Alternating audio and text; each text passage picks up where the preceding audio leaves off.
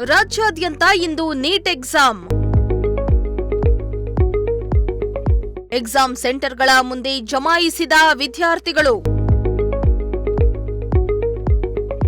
ದೇಶಾದ್ಯಂತ ವೈದ್ಯಕೀಯ ಹಾಗೂ ದಂತ ವೈದ್ಯಕೀಯ ಕೋರ್ಸ್ಗಳಿಗೆ ನೀಟ್ ಪರೀಕ್ಷೆ ನಡೀತಾ ಇದೆ.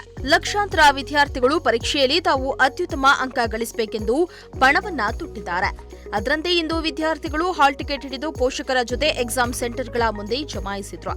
ಇತ್ತ ತುಮಕೂರಿನಲ್ಲಿಯೂ ನೀಟ್ ಎಕ್ಸಾಮ್ ಇದ್ದು ಜೂನಿಯರ್ ಕಾಲೇಜು ಜನ ಜಂಗುಳಿಯಂತೆ ನೆರೆದಿತ್ತು.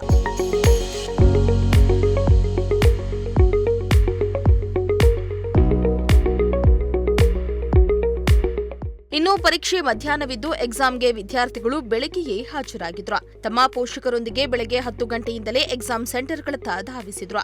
ಇನ್ನು ಪರೀಕ್ಷೆಗಳಿಗೆ ಯಾವುದೇ ಗೊಂದಲ ಉಂಟಾಗದಂತೆ ಬಂದ ವಿದ್ಯಾರ್ಥಿಗಳನ್ನ ಪೊಲೀಸ್ ಸಿಬ್ಬಂದಿಗಳು ಅಚ್ಚುಕಟ್ಟಾಗಿ ಸಂಭಾಳಿಸಿ ಎಕ್ಸಾಮ್ ಸೆಂಟರ್ ಒಳಗೆ ಕಳಿಸಿಕೊಟ್ರು. ಲಕ್ಷಾಂತರ ಜನರು ಕನಸು ಕಟ್ಟಿಕೊಂಡು ಹಗಲು ಇರುಳು ಎನ್ನದೇ ಸ್ಟಡಿ ಮಾಡಿರ್ತಾರೆ.